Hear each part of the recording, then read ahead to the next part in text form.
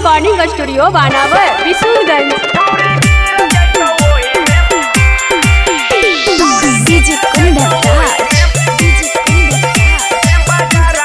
Mix by Manoj मस्ताना।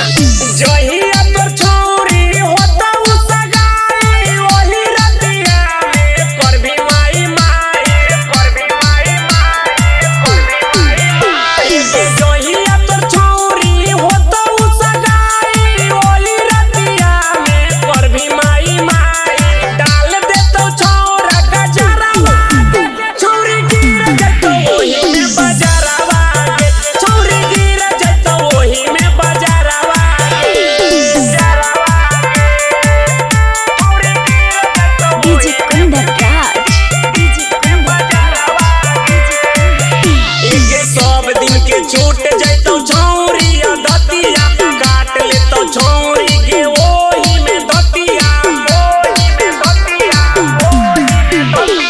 सब दिन के छूट जैतो छौरी दतिया काट लेतो छौरी के ओही में दतिया शोभतो नया की में गजरावा छौरी गिर जैतो ओही में बजरावा छौरी गिर जैतो ओही में बजरावा।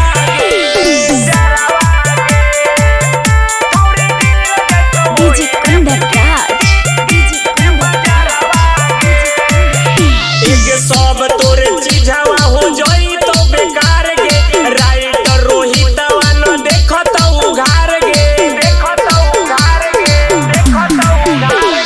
सब तोरे चीजवा हो जाई तो बेकार गे राइट रोहितवा न देखत उघार गे सटतो न मन बजारवा छौरी गिर जैतो ओही में बजारवा छौरी गिर जैतो ओही में बजारवा। शिवांशु रिकॉर्डिंग स्टूडियो बानावर विशुनगंज।